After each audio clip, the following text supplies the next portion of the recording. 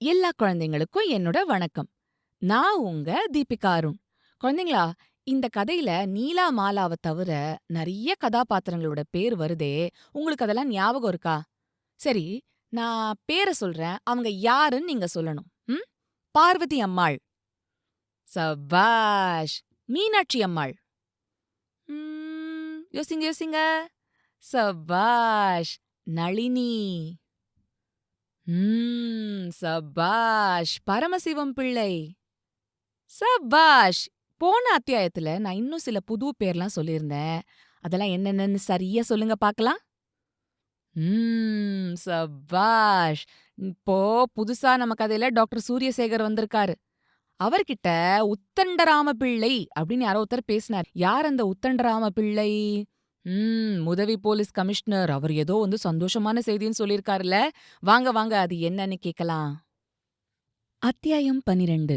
சென்னையில் பொன்மனம். உதவி police commissioner 4 மணிக்கு வரப்போறாரு. நல்ல செய்தி சொல்லப் போறாரு. அவர் வரதுக்கு முன்னால பல பேர் உங்கள பார்க்க வரப்போறாங்க. அதனால மாலா, நீயும் நீலாவும் உடனே போய் குளிச்சு அழகா உடை உடுத்தி தயாரா இருக்கணும். மாலா, நீலாவ அழைச்சிட்டு போ அப்படின்னாரு டாக்டர் சூரியசேகர்.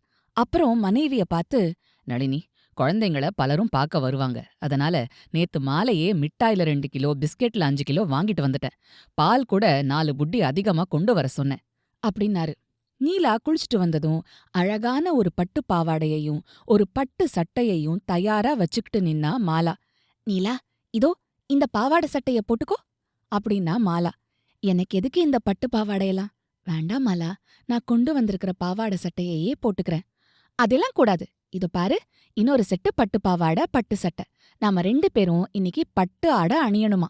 இது என் அப்பாவோட ஆசை. அம்மாவோட ஆசையும் இதுதான். நீ வேணான்னா எனக்கும் இது வேணாம்.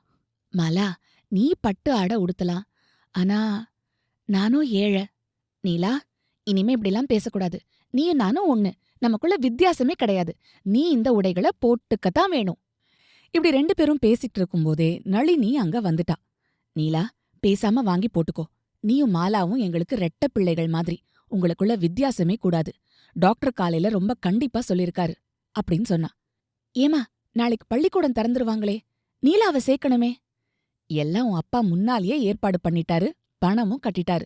நாளை காலையிலேயே நான் உங்களோட வந்து தலைமை ஆசிரியைகிட்ட நீலாவ அறிமுகப்படுத்த போறேன். அது சரி, நீலா, பட்டு அடைய உடுத்திக்கோ. சீக்கிரம் தயாராகணும். நளினி வற்புறுத்தி சொன்னதும் நீலா பட்டு பாவாடையையும் சட்டையையும் போட்டுக்கிட்டா. தலவாரி பூச்சூடி 2 பேரும் டாக்டருக்கு முன்னால போய் நின்னதும், நளினி, இந்த ரெட்ட குழந்தைங்கள பாத்தியா? எவ்ளோ அழகா இருக்காங்கல்ல அப்படின்னு சந்தோஷம் பொங்க சொல்லி அவங்க 2 பேரையும் 2 கையால கட்டி பிடிச்சுக்கிட்டாரு. டாக்டர் எதிர்பார்த்தபடியே அண்ணா நகர்ல இருக்கிற குழந்தைங்க, பெரியவங்க, இன்னும் வெளியிடத்துல இருந்து பலரும் தொடர்ந்து வந்துகிட்டே இருந்தாங்க. மாலாவையும் நீலாவையும் மகிழ்ச்சியோட பாராட்டினாங்க. மனமார வாழ்த்துனாங்க. டான் டான் டான் டான். சரியா மணி 4 அடிக்கிறதுக்கும் தெருவுல ஹார்ன் சத்தம் கேட்கறதுக்கும் சரியா இருந்தது. படகு மாதிரி பச்சை நிற கார் ஒண்ணு டாக்டர் சூரியசேகரோட பங்களா எதிரில வந்து நின்னுச்சு. உடனே டாக்டர் சூரியசேகர் வாசலுக்கு வேகமா வந்தாரு. கார்ல இருந்து இறங்கின உதவி போலீஸ் கமிஷனர் உத்தண்டராம பிள்ளைய வணங்கி வரவேத்து பங்களாவுக்குள்ள அழைச்சிட்டு போனாரு. உள்ள நுழைஞ்சதும் நளினி, மாலா, நீலா 3 பேரும் 2 கையையும் கூப்பி அவரை வரவேத்தாங்க. ரவி கூட சல்யூட் அடிச்சு அவரை வரவேத்தான். ரவியோட கன்னத்துல செல்லமா தட்டி கொடுத்துட்டு நீலாக்கு பக்கத்துல போனாரு உதவி போலீஸ் கமிஷனர். நீலா, நீயும் மாலாவும் கிராமத்துல இருந்த பக்கா திருடனை பிடிச்சு கொடுத்திருக்கீங்க. பட்டணத்திலயும் பெரிய பெரிய திருடனுங்க இருக்கானுங்க. உங்ககிட்ட அவங்களும் கூட மாட்டிக்குவாங்க போல இருக்கே அப்படின்னு சிரிச்சுக்கிட்டே சொன்னாரு. அப்புறம் 2 சிறுமிகளையும் 2 பக்கமும் உட்காத்தி வச்சுக்கிட்டு சிற்றுண்டி சாப்பிட்டுக்கிட்டே பேசினாரு. டாக்டர், நான் இந்த குழந்தைங்கள நேர்ல பார்த்து பாராட்டுறதோட ஒரு சந்தோஷமான செய்தியையும் சொல்லிட்டு போகலான்னு தான் வந்தேன். சங்கிலி ஆண்டி பிடிபட காரணமா இருந்தவங்களுக்கு ரூபாய் 5000 பரிசு கொடுக்கறதுன்னு அரசாங்கத்துல முடிவெடுத்துட்டாங்க. பரிசை எப்படி கொடுக்கறதுங்கிறதும் முடிவாயிடுச்சு அப்படின்னு சொல்லி தான் பையில இருந்த ஒரு சின்ன டைரியை எடுத்தாரு. அதுல ஒரு பக்கத்தை புரட்டி, கதை எழுதின நீலாவுக்கு 1000 ரூபா, நாடகமாக்கிய மாலாவுக்கு 1000 ரூபா, டைரக்ட் பண்ண முரளிக்கு 1000 ரூபா, மிச்சம் இருக்கிற ரூபாய் 2000 மத்த குழந்தைங்களுக்கு சமமா பிரிச்சு கொடுக்கறதா முடிவு பண்ணியாச்சு. அதோட ஒரு வேண்டுகோள் அப்படின்னாரு. அடுத்த மாசம் எங்க போலீஸ் இலாக்காவுல போலீஸ் வாரம் அப்படின்னு ஒரு வாரம் கொண்டாட போறோம். ஒவ்வொரு நாளும் ராத்திரியில கலை நிகழ்ச்சி நடக்கும். கடைசி நாள்ல, அதாவது ஜூலை 31ஆம் தேதி பொன்மனம் நாடகத்தை பூங்குடியில நடத்தின அதே குழந்தைகள் நடத்தி காட்டணும். இந்த ஊர்ல இருக்கிறவங்களும் அதை பார்க்க வேண்டாமா? ஓ, நல்லா நடத்தலாம். ஆனா நீலா மாலாவை தவிர எல்லாருமே பூங்குடியில தானே இருக்காங்க. அது தெரிஞ்சது தானே. அவங்களையெல்லாம் நீங்க சென்னைக்கு வரவழைங்க. போக வர செலவு, சாப்பாட்டு செலவு எல்லாத்தையும் நாங்க ஏத்துக்கிறோம். தங்கறதுக்கும் வசதி செஞ்சு கொடுப்போம். போற வர செலவு மட்டும் கொடுத்தா போதும். அவங்க இங்கேயே தங்கிக்கலாம், இங்கேயே சாப்பிட்டுக்கலாம். எனக்கும் இதுல சந்தோஷம் தானே அப்படின்னாரு டாக்டர். சரி, இன்னிக்கே உங்க மாமனாருக்கு எழுதி போடுங்க. நாங்களும் அமரபுரம் சப் இன்ஸ்பெக்டர் மூலமா பூங்குடியில இருக்கிற மாங்குயில் சிறுவர் சங்கத்துக்கு தகவல் தெரிவிக்கிறோம். உதவி போலீஸ் கமிஷனர் விடை பெற்று போன அப்புறமா மாலா மகிழ்ச்சி தாங்காம குதிக்க ஆரம்பிச்சுட்டா. அப்பா, கூடவே நீலாவோட அம்மா, முரளியோட அம்மா, தாத்தா, பாட்டி எல்லாரையும் வர சொல்லணும்பா. மாலா சொல்லி முடிக்கிறதுக்குள்ள, மாலா, நம்ம சங்கத் தலைவரை மறந்துட்டியா அப்படின்னு கேட்டா நீலா. பருப்பில்லாம கல்யாணமா? உங்க தலைமை ஆசிரியர் இல்லாம நாடகமா? கட்டாயம் அவரையும் தான் கூப்பிடணும் அப்படின்னா மாலா. அடுத்த நிமிஷமே டாக்டர் சூரியசேகர் பரமசிவம் பிள்ளைக்கு விவரமா கடிதம் எழுதினாரு. அடுத்த நாள் காலையில 9:30 மணிக்கு கஸ்தூரிபா கல்வி நிலையத்துல பிரார்த்தனை நடந்தது. அப்புறம் தலைமை ஆசிரியை தங்கம்மாள் பேச ஆரம்பிச்சாங்க. அருமை மிக்க ஆசிரியைகளே, அன்புமிக்க மாணவிகளே, இன்னைக்கு ஒரு சந்தோஷமான செய்திய சொல்லப் போறேன். நம்மளோட பள்ளி மாணவி மாலாவும் அவளோட சிநேகிதி நீலாவும் ஒரு திருடனை பிடிச்சு கொடுத்ததா பத்திரிக்கையில படிச்சிருப்பீங்க. நேத்தி வரைக்கும் மாலா மட்டும்தான் நம்மளோட பள்ளி மாணவியா இருந்தா. இன்னைக்கு நீலாவும் நம்ம பள்ளி மாணவி ஆயிட்டா. ஆமா, இன்னைக்கு நீலாவும் நம்ம பள்ளியில சேர்ந்துட்டா.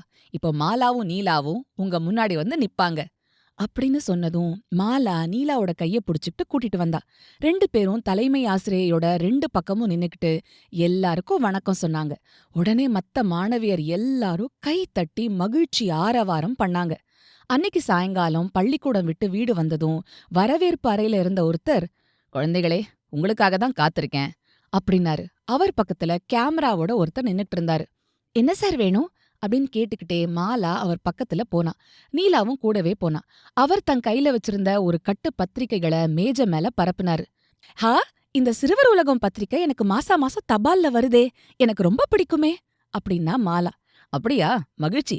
இத்தனையும் சிறுவர் உலகம்தான், ஆனா வெவ்வேறு மொழிகள்ல இருக்கு. மொத்தம் 13 மொழிகள்ல இதை வெளியிடுறோம்.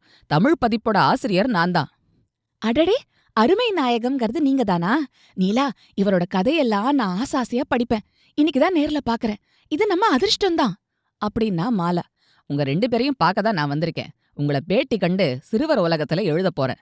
உங்களோட புகைப்படங்களோட பேட்டி வரணும்னு எனக்கு ஆசை. ஆனாலும் அவசரம் இல்ல. உள்ள போய் கை கால் முகம் கழுவி ஏதாவது சாப்பிட்டுட்டு வாங்க, காத்திருக்கோம் அப்படின்னாரு அருமை நாயகம். சாயங்காலம் சாப்பிட்டு முடிச்சதும் பேட்டி ஆரம்பமாச்சு. ஆசிரியர் அருமை நாயகம் கேட்ட கேள்விகளுக்கெல்லாம் மாலாவும் நீலாவும் டான் டான்னு பதில் சொன்னாங்க. அப்புறம் மாலாவையும் நீலாவையும் ஒன்னா நிக்க வச்சும் உட்கார வச்சும் புகைப்படங்கள் எடுத்தாங்க. 2 பேரும் சேர்ந்து சிறுவர் உலகம் படிக்கிறது மாதிரி ஒரு படம் எடுத்தாங்க. அப்போ டாக்டர் சூரியசேகர் அங்க வந்துட்டாரு. டாக்டர், நளினி, ரவி எல்லாரையும் அவங்களோட நிக்க வச்சு படம் எடுத்தாங்க. போலீஸ் வாரம் கொண்டாடும் போது இவங்களோட பேட்டி சிறுவர் உலகத்துல வந்துரும். தமிழ்நாட்டுல மட்டும் இல்ல, பாரத நாடு முழுக்க நீலா மாலா புகழ் பரவ போகுது எங்க பத்திரிக்கை மூலமா அப்படின்னு பெருமையோட சொல்லி விடை வாங்கிட்டு கிளம்பினாரு அருமை நாயகம். போலீஸ் வாரம் ஆரம்பமான 3வது நாளே பூங்குடியிலிருந்து நாடகத்துல நடிக்க போற குழந்தைங்களும் தலைமை ஆசிரியரும் நீலாவோட அம்மா மீனாட்சி, முரளியோட அம்மா முத்துலட்சுமி, பரமசிவம் பிள்ளை, பார்வதி அம்மாள் எல்லாரும் சென்னைக்கு வந்துட்டாங்க. டாக்டர் வீடு ஒரே கலகலப்பா இருந்தது. சென்னையில எல்லா முக்கியமான இடங்களையும் சுத்தி பார்க்க டாக்டர் ஒரு வேன் ஏற்பாடு பண்ணியிருந்தாரு. காலையில 8 மணிக்கு ஆரம்பிச்சு பகல் 1 மணி வரைக்கும் எல்லாரும் நகரத்தை சுத்தி பாப்பாங்க. அப்புறம் சாப்பிட்டுட்டு 3 மணி வரைக்கும் ஓய்வு. 4 மணிக்கு நாடக ஒத்திகை ஆரம்பமாகும். சென்னைய அவங்க முதல் நாள் சுத்தி பார்க்க போனப்போ வழியில தெரிஞ்ச ஒரு வண்ண சுவரொட்டிய பார்த்தாங்க. உடனே, முரளி, அதோ பாரு அப்படின்னு மாலா குதூகலத்தோட காட்டினா. முரளி சுவரொட்டியில இருந்தத வாய் விட்டு படிச்சான். மத்த குழந்தைங்களும் அத பார்த்தாங்க, படிச்சாங்க, துள்ளி குதிச்சாங்க. போற வழியெல்லாம் இவங்க நடிக்கப் போகும் நாடகத்தை பத்தின செய்திய விளம்பரமா சுவர்கள்ல ஒட்டியிருந்தாங்க. அத பார்க்க பார்க்க அவங்களுக்கு ஒரே ஆனந்தமா இருந்தது. நாடகம் நடக்க போற நாள்ல காலையில இருந்து சாயங்காலம் 4 மணி வரைக்கும் பாலர் அரங்கத்துல ஒத்திகை நடந்துச்சு. அன்னிக்கு சாயங்காலம் 6 மணிக்கு மேன்மை தங்கிய கவர்னர் முன்னிலையில பொன்மனம் நாடகம் ஆரம்பிச்சுது. நல்ல பேர் எடுக்கணுங்கிற ஆசையில குழந்தைங்க ரொம்ப கவனமாவும் திறமையாவும் நடிச்சாங்க. அப்புறம் காட்சி அமைப்பு, ஒளி, ஒலி ஏற்பாடு, மேக்கப் எல்லாம் சிறப்பா இருந்ததுனால நாடகம் பூங்குடியில நடந்ததை விட பல மடங்கு சிறப்பா அமைஞ்சுது.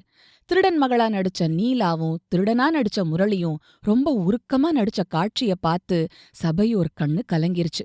முன் வரிசையில இருந்த கவர்னர் கூட கைக்குட்டையால கண்ண தொடச்சுக்கிட்டாரு. நாடகம் முடிய போற சமயத்துல கவர்னர மேடைக்கு அழைச்சிட்டு வந்தாங்க. போலீஸ் இன்ஸ்பெக்டர் ஜெனரல் நாடகத்தை பத்தின விவரங்களை எடுத்து சொன்னாரு. நடிச்ச குழந்தைங்களையும் அறிமுகப்படுத்தினாரு. கவர்னர் பேசும்போது, நாம சிறுவர்கள் தானே, நம்மளால என்ன நன்மை செய்ய முடியும்னு உதட்ட பிதுக்கிறவங்களுக்கு இந்த நாடகம் ஒரு நல்ல பாடத்தை போதிக்குது. இந்த நாடகம் அரங்கேறின தினத்துல அதிசயப்படும்படியான பலன் கிடைச்சிடுச்சு. இந்த நாடகத்துல பங்கு பெற்ற குழந்தைகளுக்கு என்னோட மனமார்ந்த வாழ்த்துக்கள் அப்படின்னு சொல்லி பரிசு தொகையை குழந்தைங்களுக்கு வழங்கினாரு. ஒத்தொத்தரும் பரிசு வாங்கும்போது அந்த மண்டபமே அதிரும்படி பொதுமக்கள் கைத்தட்டி தங்களோட சந்தோஷத்தை தெரிவிச்சாங்க. நாடகம் முடிஞ்சு எல்லாரும் மகிழ்ச்சியா வீடு திரும்பினாங்க. முன்னாடி டாக்டரோட கார் போச்சு. அதை தொடர்ந்து வேன் போச்சு. ரெண்டுலயும் குழந்தைங்களும் பெரியவங்களும் நிரம்பி இருந்தாங்க. கொஞ்ச தூரத்துல இவங்கள பின்தொடர்ந்து ரொம்ப வேகமா ஒரு பெரிய கார் வந்துட்டு இருந்தது. அந்த காரோட பின் சீட்ல உட்கார்ந்திருந்தவரு, சீக்கிரம் போ, இன்னும் வேகமா போ அப்படின்னு டிரைவரை அவசரப்படுத்திட்டு இருந்தாரு. என்ன குழந்தைங்களா, இந்த அத்தியாயம் உங்களுக்கு பிடிச்சதா? என்ன யோசிக்கிறீங்க? நம்மளும் இந்த மாதிரி ஏதாவது ஒரு நாடகத்துல நடிச்சா எவ்வளவு நல்லா இருக்கும்னு யோசிக்கிறீங்களா?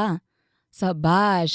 உங்க அப்பா அம்மா கிட்ட பேசி உங்களோட சமூகத்துல சுற்றுப்புறத்துல இருக்கிற குழந்தைங்கள்லாம் சேர்ந்து ஒரு நாடகம் நடத்துங்களேன். அந்த நாடகம் நடக்கும்போது என்னையும் கூப்பிடுறீங்களா? நானும் வந்து பாக்கறேன். சபாஷ்! அடுத்த வாரம் இன்னொரு அத்தியாயத்தோட உங்களை சீக்கிரமா சந்திக்கிறேன். அது வரைக்கும் சிரிச்சுக்கிட்டு கிரிச்சுக்கிட்டு சந்தோஷமா இருங்க.